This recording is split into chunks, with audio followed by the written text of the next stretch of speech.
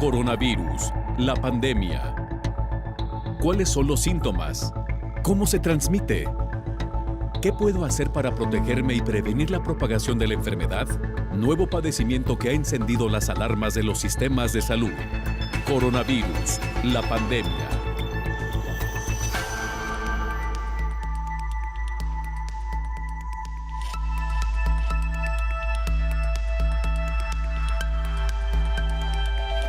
Qué gusto encontrarnos de nueva cuenta en este programa especial, en este día martes 3 de julio del año 2021. Gracias a usted que nos acompaña, que nos sintoniza a través de la señal de Todos Canal 44 y también si nos sigue a través de la señal de las televisoras públicas que se suman a esta emisión en México y América Latina. Le recordamos las formas de hacer contacto, @Canal 44 TV en Twitter y Facebook. Nos puede mandar mensajes también a través de WhatsApp al 33 22 42 06 90. Hoy, a lo largo de este programa, estaremos hablando de las variantes del virus SARS-CoV-2, si es necesario adecuar los fármacos que actualmente se están utilizando o en desarrollo. También revisaremos qué está pasando con el tema de las vacunas ante la llegada de estas nuevas variantes. La Organización Mundial de la Salud ha autorizado 2 medicamentos que reducen el riesgo de muerte y la necesidad de respiradores en enfermos de COVID-19. La Administración de Alimentos y Medicamentos de Estados Unidos autorizó el medicamento Actemra del laboratorio Roche para enfermos hospitalizados ya tratados con esteroides, oxígeno y otras medidas contra COVID-19. Estaremos, por supuesto, hablando de este nuevo medicamento, todo un tema. A 7 meses del arranque de la vacunación en el mundo contra COVID-19, los expertos sugieren una probable asociación causal contra la miocarditis y las vacunas de ARN mensajero como Pfizer y Moderna, un tema que también ya habíamos abordado aquí y que hoy le prestaremos también, por supuesto, más atención. En la región europea, la nueva normalidad es usar mascarillas y la vacunación para frenar a la variante Delta. Todos estos temas y mucho más a lo largo de la siguiente hora. Así que vayamos con nuestra compañera Isaura López Villalobos para que nos ponga en contexto. El mundo ya quiere volver a la normalidad. Sin embargo, la aparición de las variantes del virus SARS-CoV-2 plantea nuevas preocupaciones sobre la eficacia de vacunas y, sobre todo, los tratamientos que siguen en estudio para atender a los pacientes. Armar el arsenal para la atención médica con los mejores diagnósticos, terapias y biológicos para la lucha contra el patógeno es el reto de la ciencia médica para salvar vidas. Cada país mantiene un monitoreo frecuente sobre la pandemia COVID-19 y las variantes a fin de identificar cuál es la vacuna y el tratamiento eficaz y actualizar la guía de emergencia.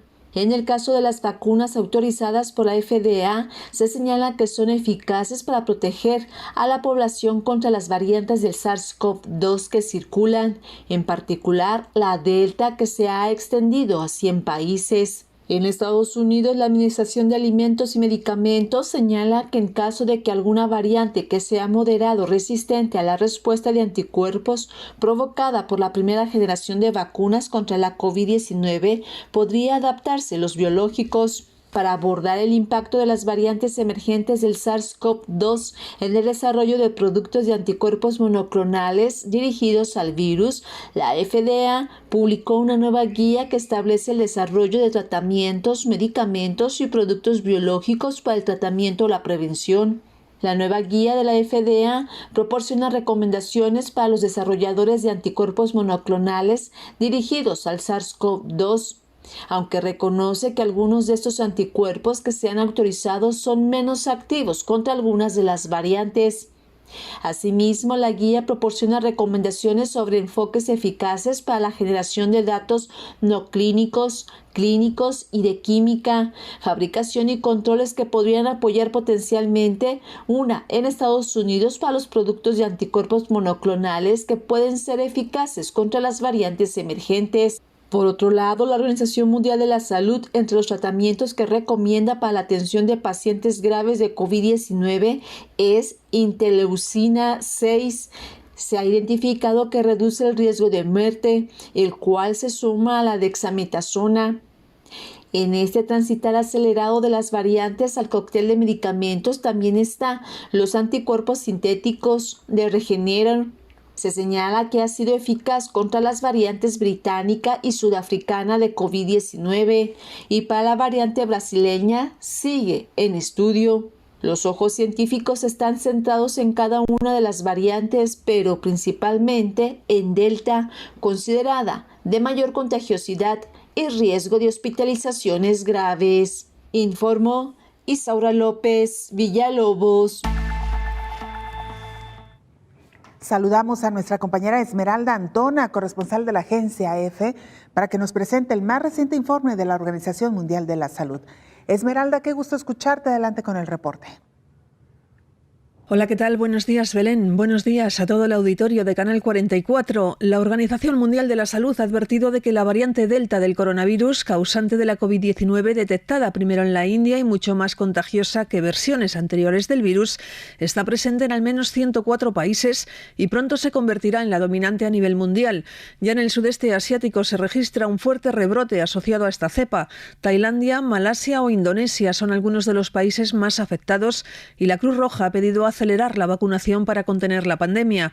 El país con más casos en términos absolutos sigue siendo Estados Unidos, con cerca de 34 millones de contagios y más de 600.000 fallecimientos, seguido de la India, que se ha convertido en el segundo país con más infectados, más de 30 millones y 400.000 muertos, y de Brasil, que supera los 19 millones de infecciones y más de 500.000 de muertes.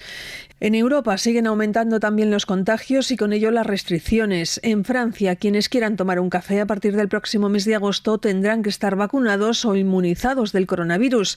Así lo ha anunciado el presidente francés Emmanuel Macron, que ha comunicado además que será obligatorio para el personal sanitario estar vacunado antes del 15 de septiembre. Quien no lo esté no podrá acudir a su puesto de trabajo y no cobrará.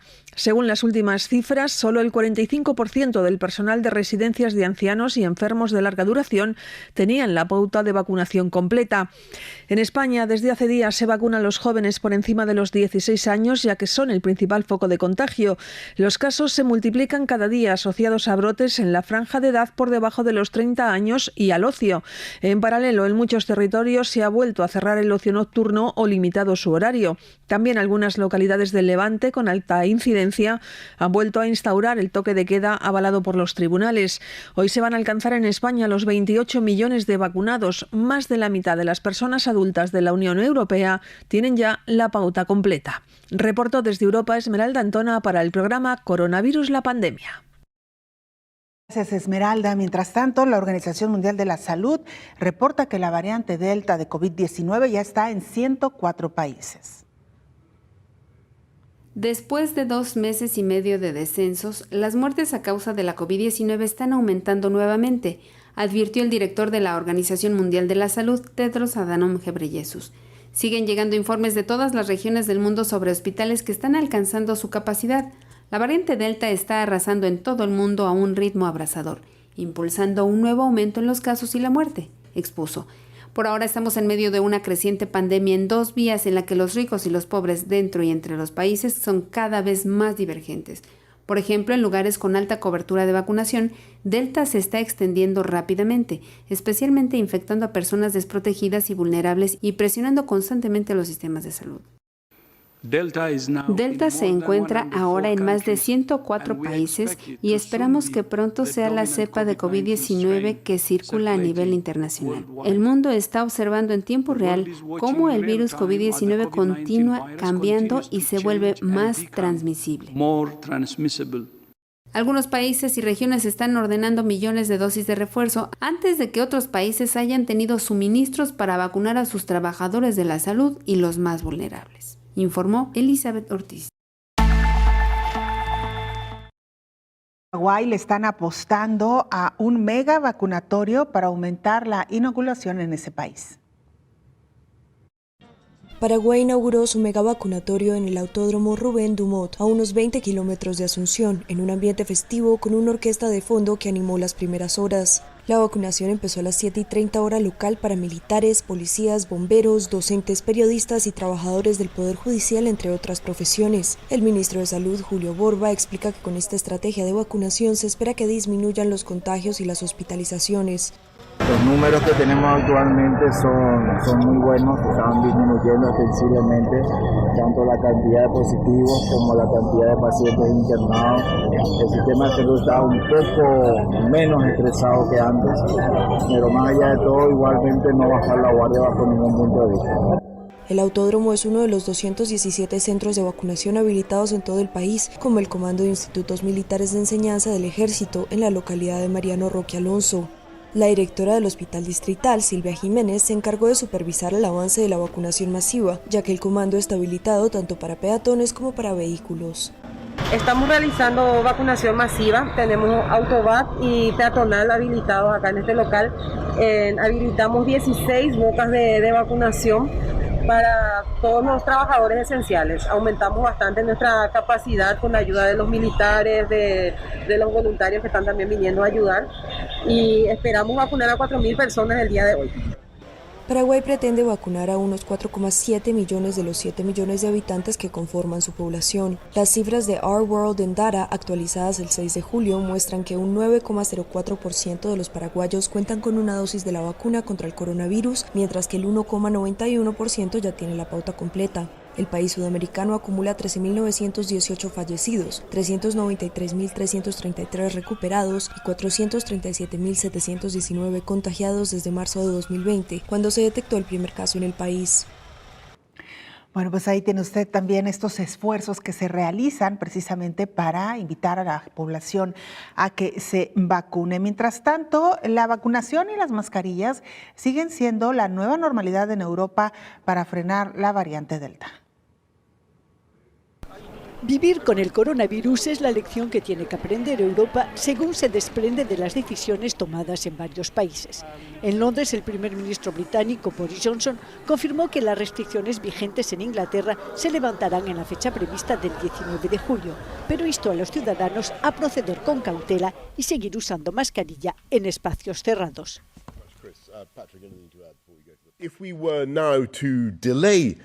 Si retrasamos esta apertura, por ejemplo, a septiembre o más tarde, volveríamos al desconfinamiento cuando el tiempo es más frío, que es cuando el virus adquiere una mayor ventaja natural y cuando se inicia el curso escolar.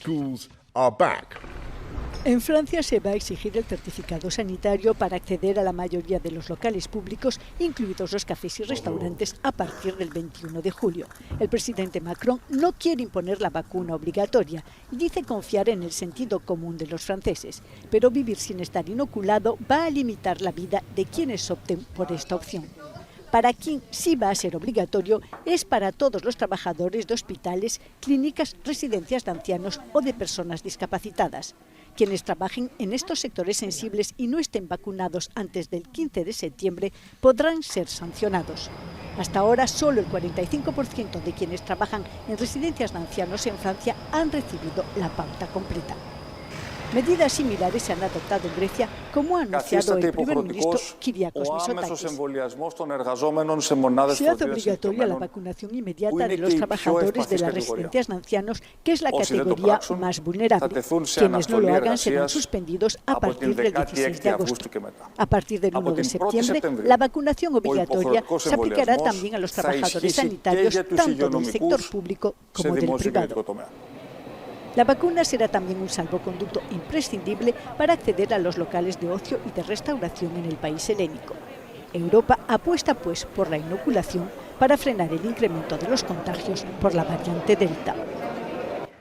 Bueno, pues así las cosas en Europa. Mientras tanto, la humanidad y particularmente los científicos y los médicos siguen buscando una cura para esta enfermedad.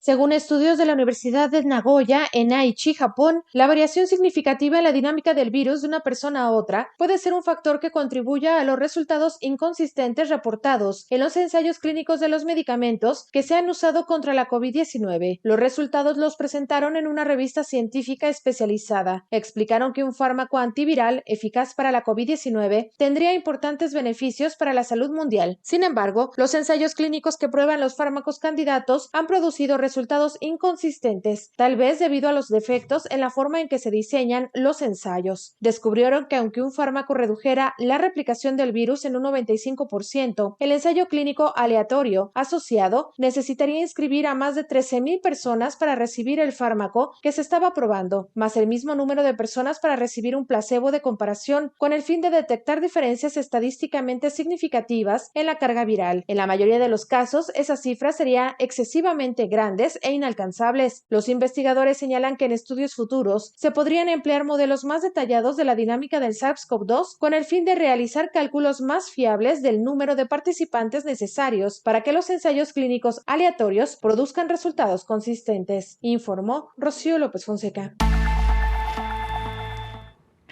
Muy interesante esto que nos ha presentado nuestra compañera Rocío López Fonseca. Con esta información nos vamos a la pausa, pero regresamos. Todavía tenemos mucho para compartir.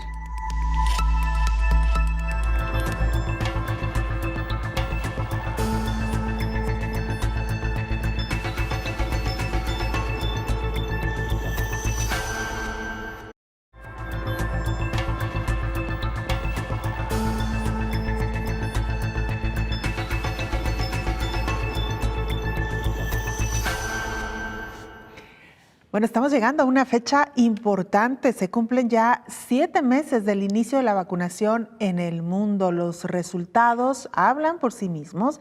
De acuerdo a los estudios, son mucho más los beneficios que han dejado estas vacunas que algunas reacciones adversas que se han generado en algunos inmunizados. A 7 meses del arranque de la vacunación en el mundo contra la COVID-19, los expertos sugieren una probable asociación causal entre la miocarditis y las vacunas de ARN mensajero como Pfizer y Moderna. Sin embargo, la Organización Mundial de la Salud afirma que los beneficios siguen siendo mayores que los riesgos de hospitalización y muerte por la infección. La miocarditis es una inflamación del músculo cardíaco y la pericarditis es una inflamación del revestimiento que rodea el corazón. Aunque puede producirse una enfermedad grave, los casos suelen ser leves y responden bien a un tratamiento conservador, dijeron los expertos de la OMS sobre seguridad de las vacunas. Según los datos del Sistema de Notificación de Efectos Adversos de Vacunas en Estados Unidos, hasta el 11 de junio de este año se habían notificado aproximadamente 40.6 casos de miocarditis por millón de segundas dosis entre los varones y 4.2 casos por millón entre las mujeres. En las personas de 12 a 29 años que recibieron las vacunas de COVID-19 de ARN mensajero. En el caso de las personas mayores de 30 años, las tasas fueron de 2.4 y de 1 por millón de segundas dosis, respectivamente, para hombres y mujeres. Son casos que se produjeron con más frecuencia en hombres jóvenes y después de la segunda dosis de la vacuna, normalmente a los pocos días de recibirlas. Por ahora se están llevando a cabo estudios más rigurosos que utilizan fuentes de datos alternativas y diseños de estudio más sólidos, y seguirán revisando la situación a medida que se disponga de más datos. En la medida de lo posible, los casos sospechosos deben ser evaluados, recibir orientación y ser objeto de seguimiento con una consulta al cardiólogo, informó Elizabeth Ortiz. Mientras tanto, la Unión Europea reporta que tiene 70% de vacunas para inmunizar a su población. La Unión Europea tiene dosis suficientes para vacunar al 70% de su población adulta. Así lo ha dicho Ursula von der Leyen, la presidenta de la Comisión Europea. Ahora la responsabilidad de administrar las vacunas a la población lo antes posible recae en los 27 Estados miembros. La Unión Europea ha cumplido su palabra. Este fin de semana hemos entregado suficientes vacunas a los Estados miembros como para estar en condiciones de vacunar completamente al menos al 70% de los adultos de la UE este mes. Y para mañana se habrán distribuido unos 500 millones de dosis, o sea que la Unión Europea cumple.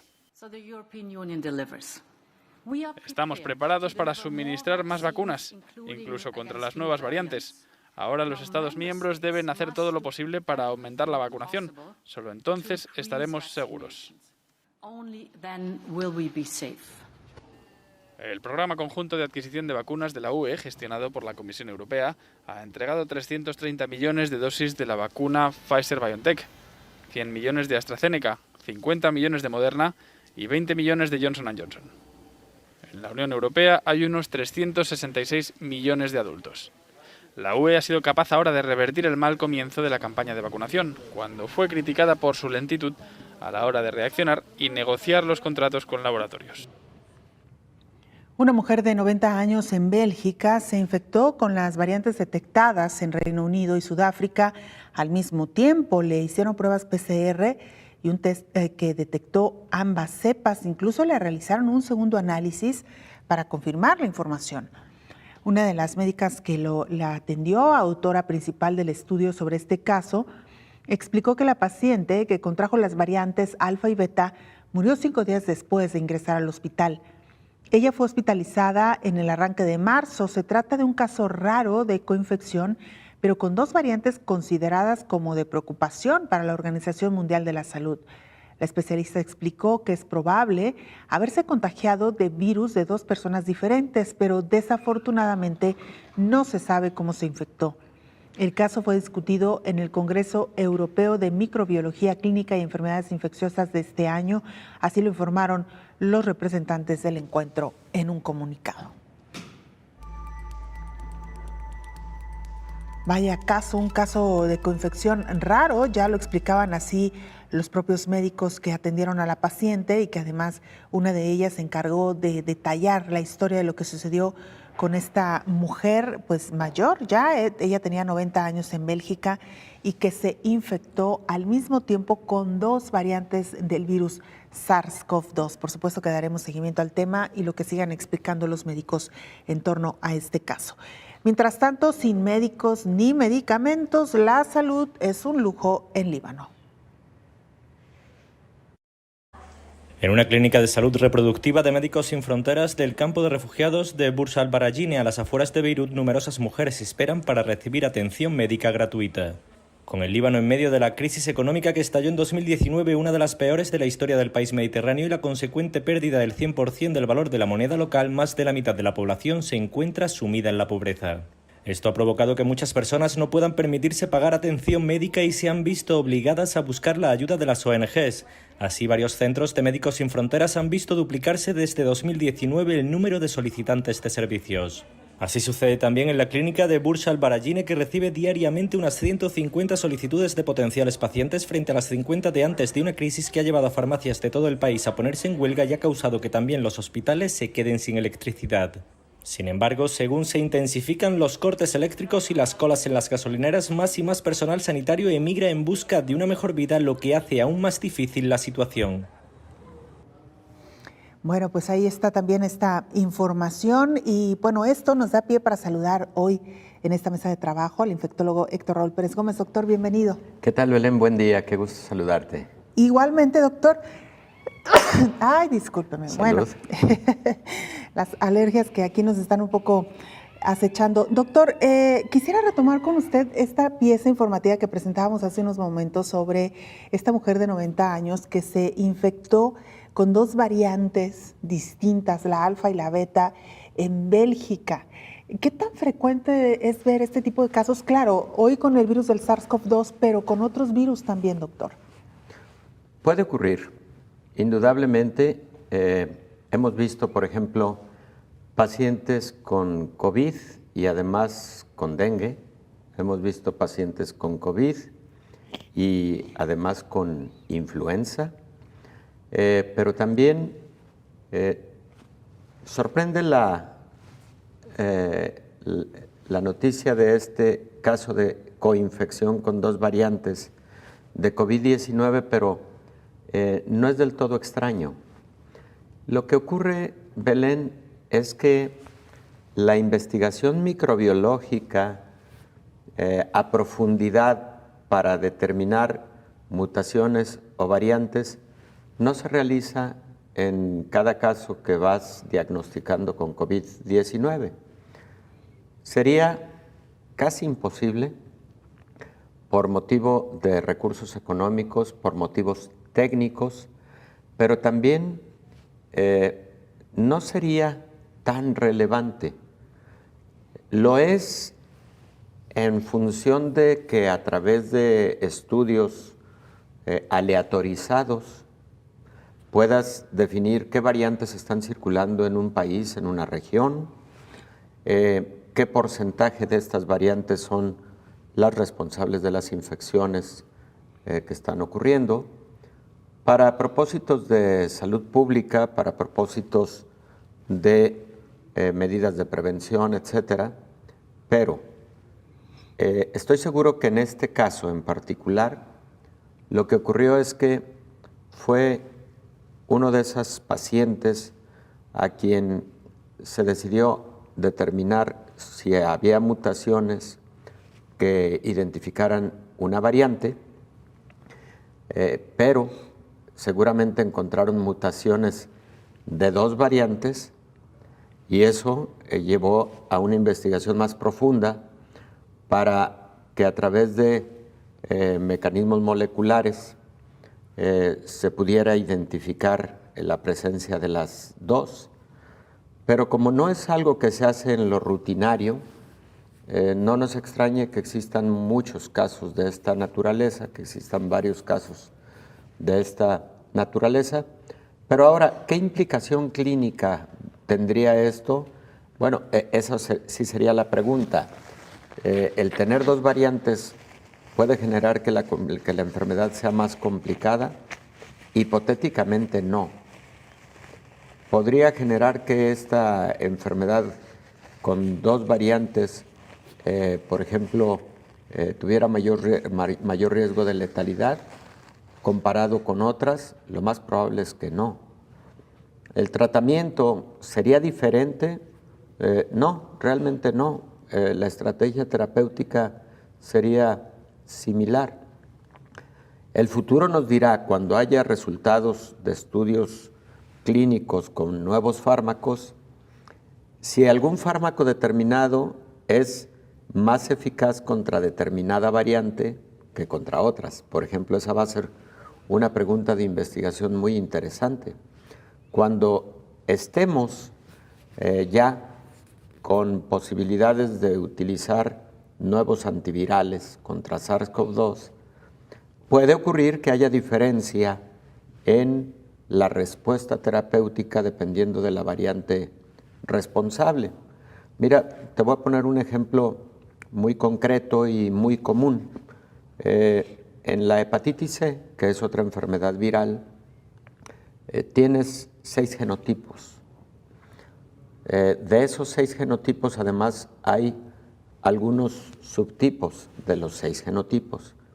Y tenemos bien identificado que algunos de estos genotipos responden mejor a ciertos antivirales, que algunos de estos genotipos requieren 6 meses de tratamiento en lugar de 3 meses de tratamiento, etcétera. No estamos todavía en ese momento, en esas condiciones de diferenciar la respuesta terapéutica entre las variantes de COVID-19. Interesante, doctor. Vamos a regresar con este tema, por supuesto, y con mucha más información que hoy estaremos desarrollando aquí en este espacio. Gracias, doctor. Vamos a la pausa, volvemos.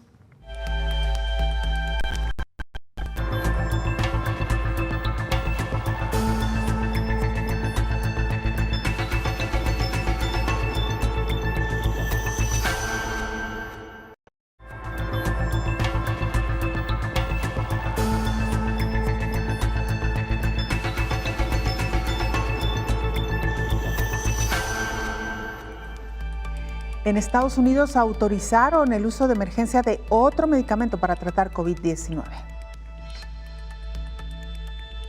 La Administración de Alimentos y Medicamentos de Estados Unidos autorizó el fármaco Actemra del laboratorio Roche para enfermos hospitalizados, ya tratados con esteroides, oxígeno y otras medidas contra la COVID-19. Se autorizó el uso de emergencia de este nuevo fármaco de anticuerpos para tratar a los enfermos hospitalizados más graves por COVID-19. Según el organismo internacional, el fármaco ha demostrado en estudios que reduce el peligro de muerte y el periodo de hospitalización. Este medicamento no ataca directamente al coronavirus, sino que ayuda a reducir la inflamación, la cual da impulso a la enfermedad. Este medicamento se utiliza para tratar enfermedades autoinmunes. La FDA ha autorizado varios fármacos asociados con anticuerpos para combatir al SARS-CoV-2, pero la demanda ha sido baja debido a los obstáculos para suministrarlos por vía intravenosa en hospitales o clínicas. Las autoridades han urgido a las farmacéuticas ante la necesidad de crear más medicamentos que se puedan aplicar vía oral para tratar a enfermos de COVID-19, informó Rocío López Fonseca. Bueno, pues ahí está esta información de nuestra compañera Rocío López Fonseca. Doctor Héctor Raúl, antes de continuar con este tema que también es interesante, me gustaría cerrar solo lo que veníamos mencionando, el caso entonces de una mujer que se infectó con 2 variantes del virus del SARS-CoV-2.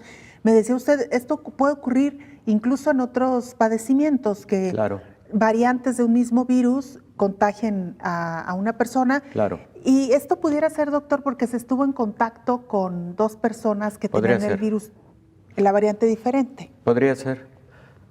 Ese podría ser el caso, y también podría haber ocurrido que de una reunión en donde varias personas pudieran haber estado enfermas, se presentara la infección a partir de 2 fuentes, ¿no? Claro. De dos personas con diferente variante.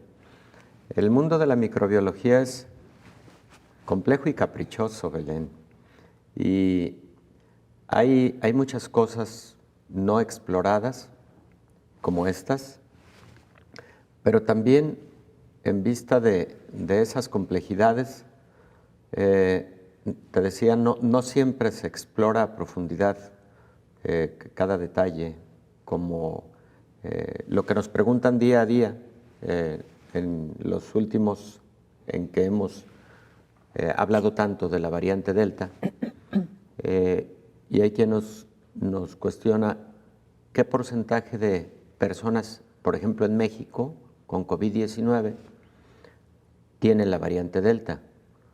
No se puede responder esa pregunta, porque, ya lo decíamos, aunque existe un consorcio en México, y lo hay seguramente en muchos países en el mundo, para rastrear las variantes que están circulando, por ejemplo de COVID-19,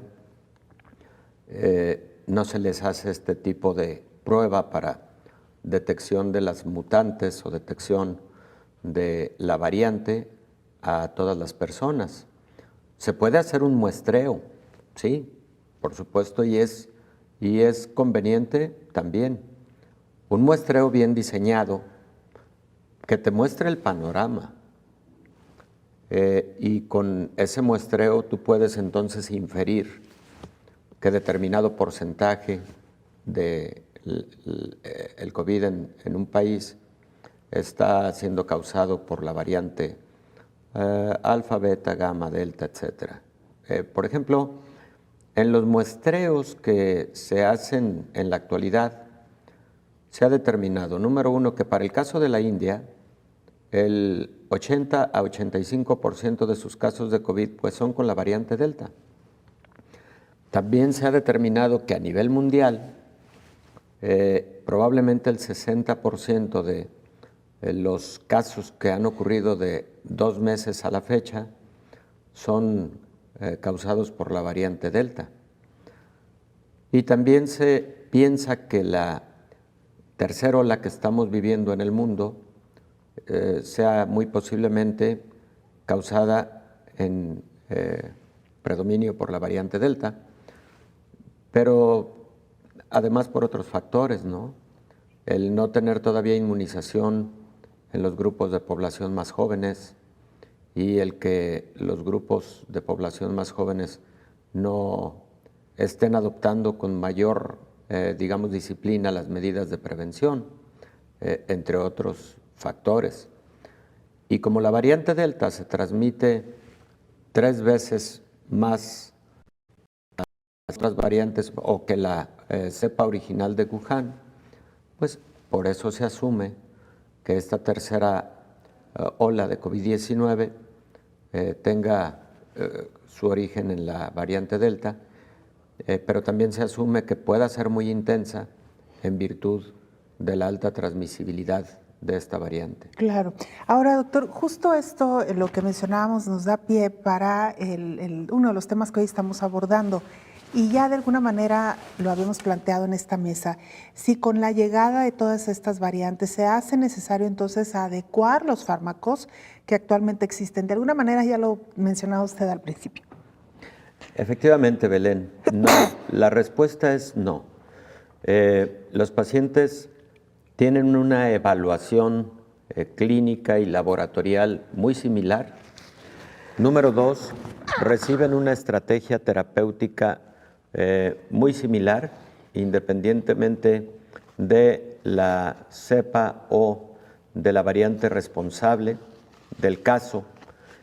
Y los pacientes igual tienen criterios de hospitalización que no los hemos variado dependiendo de la variante responsable. Entonces, si tú me preguntas en este momento que si por motivo de determinada variante eso es una condición para que el paciente sea hospitalizado, yo te respondería que no, porque siendo la cepa original o la variante alfa, beta, gamma, delta, cualquiera de todas ellas, y el paciente se encuentra estable, con buenas oximetrías, con signos vitales estables, probablemente fiebre, pero sin otras manifestaciones de gravedad. No, ese paciente, independientemente de la variante responsable, se puede manejar de forma ambulatoria. Y las medidas para evitar la transmisión de la enfermedad a otros convivientes van a ser las mismas. También le vamos a decir que debe guardar aislamiento por un espacio de al menos 14 días. También le debemos decir que deberá cuidar el contacto con superficies que otros integrantes de la familia puedan estar tocando de manera frecuente, aunque esta no sea la vía, digamos, prominente de transmisión de la enfermedad. Vamos, todas esas medidas serán las mismas que demos a estos pacientes con diferente variante, ¿no? Claro. Doctor, antes de irnos a la pausa, me gustó mucho este ejemplo que usted puso sobre las variantes en el virus de la hepatitis. Eso es. Y cómo sí existe, en este caso, fármacos, digamos, ya más enfocados o un tratamiento más enfocado a cada una de estas variantes o de los genotipos. En el caso del virus SARS-CoV-2 no hemos llegado a esta etapa, doctor, porque no sé, primero, no tenemos todavía un medicamento. Eso es. Y en segundo lugar, pues los que existen, tampoco es que se ha diferenciado entre cómo funcionan cuando una persona se infecta con determinada variante, doctor. Efectivamente, Belén. Mira, la nota informativa de hace unos momentos que oíamos de Rocío López Fonseca sobre la autorización de estos anticuerpos monoclonales del laboratorio Roche. Actemra, ¿se pronuncia? Bueno, sí, así es como nos pusieron. Actemra, que es tocilizumab, y que en otros países se llama Ractembra.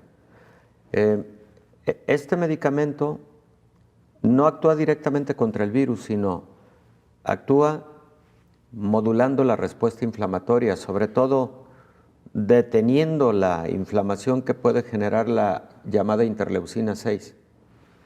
Entonces, independientemente de la variante que fue responsable de un determinado caso de COVID, este medicamento, Actemra o tocilizumab, va a actuar sobre la respuesta inflamatoria que se generó.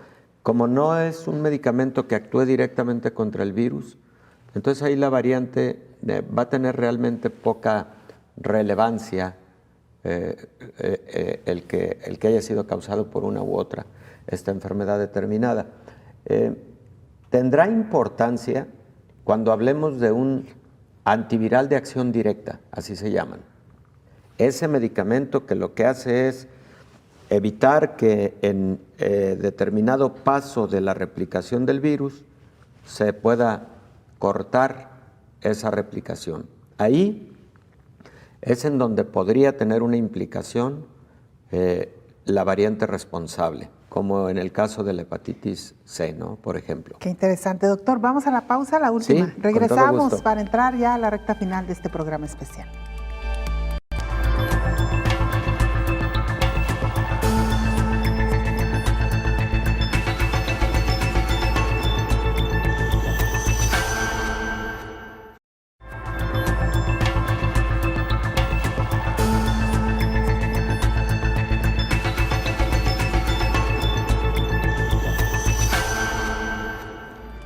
informan y recomiendan 2 medicamentos para tratar pacientes graves de COVID-19. Todos los virus cambian con el paso del tiempo y también lo hace el SARS-CoV-2. La mayoría de los cambios tienen escaso o nulo efecto sobre las propiedades del virus. Sin embargo, algunos cambios pueden influir sobre algunas de ellas, como por ejemplo, su facilidad de propagación, la gravedad de la enfermedad asociada o la eficacia de las vacunas, los medicamentos para el tratamiento, los medios de diagnóstico u otras medidas de salud pública y social, advirtió la Organización Mundial de la Salud.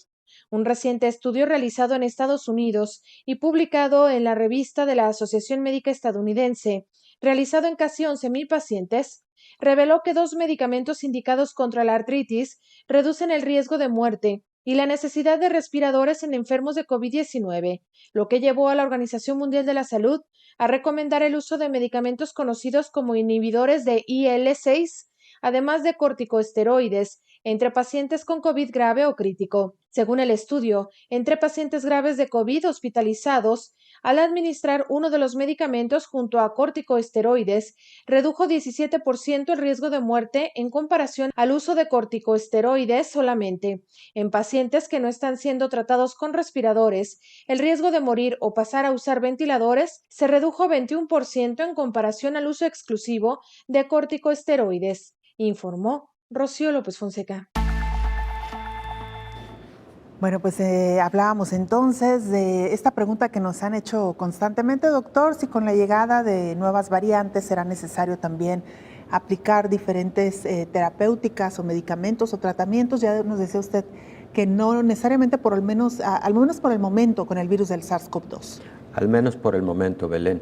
Pero fíjate que con la nota que acaba de dar Rocío, de nueva cuenta, hay otro detalle que también ha sido motivo de pregunta en lo cotidiano. Te lo preguntan tus pacientes, sus familiares, etcétera, y la población en general. Si las pruebas de laboratorio para detección de COVID-19 son diferentes con motivo de las variantes. Si las pruebas de laboratorio con las que se cuenta actualmente podrían tener diferente sensibilidad. No te lo preguntan así, pero lo interpreto de esa forma. O especificidad. Es decir, ¿son menos eficaces para detectar? ¿O su positividad puede generar decisiones erróneas por tratarse de otro diagnóstico? Eso es la especificidad. La respuesta es no. Las pruebas de laboratorio que se están utilizando en la actualidad, como por ejemplo la RT-PCR o la prueba de detección de antígeno, tienen la misma sensibilidad y especificidad independientemente de la variante en cuestión. Está explorado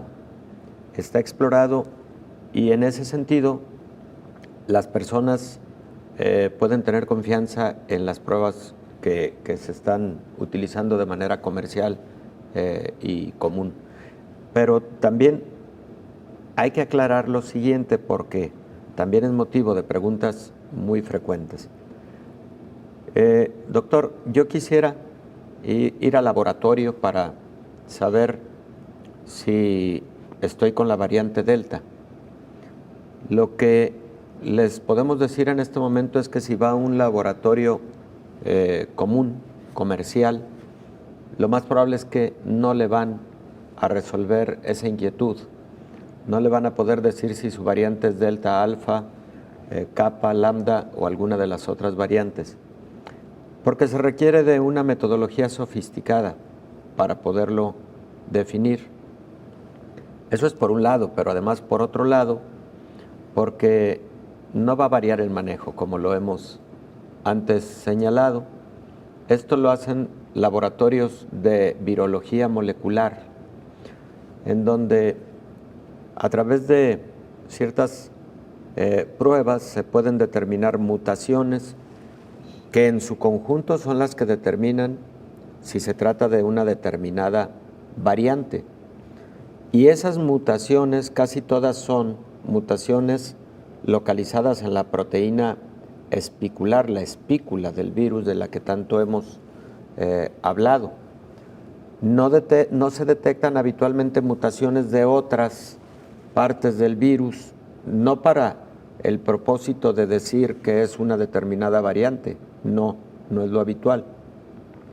En el contexto, pues, de el manejo cotidiano del paciente con COVID-19, no se realizan de forma rutinaria la determinación de estas mutaciones o de estas variantes, sino para propósitos de salud pública, como antes comenté.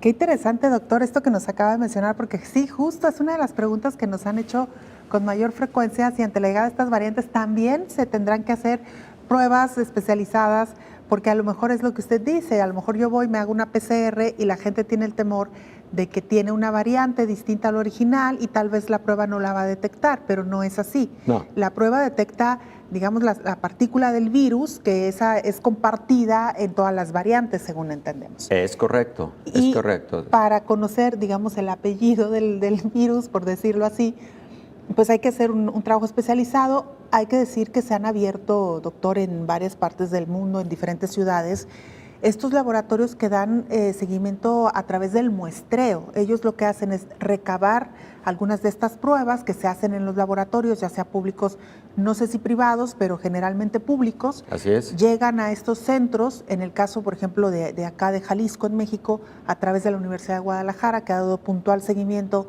a este muestreo, y ahí es donde se han estado detectando algunas las variantes. Así es, algunas mutaciones, algunas variantes, y por ejemplo, para el caso de México, y seguramente otros países tienen un esquema similar, esos hallazgos se tienen que concentrar en un laboratorio de referencia. Para el caso de México es el Instituto Nacional de Referencia Epidemiológica quienes hacen esta tipificación molecular del virus, y eso finalmente da como resultado el confirmar o descartar que se está frente a una nueva variante. Y eso es también lo que permite conocer, pero de manera panorámica, digamos, el porcentaje de casos que están siendo causados o por la cepa original o por alguna de las variantes en cuestión. Que ahí regresamos a otro de los temas que usted ya mencionaba al principio, doctor. No es posible saber exactamente qué porcentaje de la población tiene tal o cual variante, claro, porque no se está, voy a decir un anglicismo, no se está testeando a todos, sino que solamente a algunas muestras o parte de la población, para darnos una idea, primero, bueno, para saber si tal tipo variante está circulando ya en el país, y después, pues, para saber cómo se está comportando la población con esas variantes, doctor. Es correcto, exactamente así es, Belén. Pues interesante, sin duda alguna, doctor. Por lo pronto ahí quedaron resueltas algunas de las preguntas de nuestra audiencia respecto a la llegada de estas variantes. 2 minutos, doctor, para despedirnos, pero no quisiera dejar de lado, porque es noticia hoy, el anuncio de Johnson & Johnson sobre algunos casos de este síndrome de Guillain-Barré, que usted ya lo decía, también ya nos lo había comentado acá, doctor. Sí, Belén, mira, este síndrome conocido como el síndrome de Landry-Guillain-Barré es una enfermedad neurológica que afecta predominantemente las neuronas de la médula espinal y que genera una parálisis ascendente porque inicia en las extremidades inferiores y la parálisis va subiendo de nivel con las horas o los días.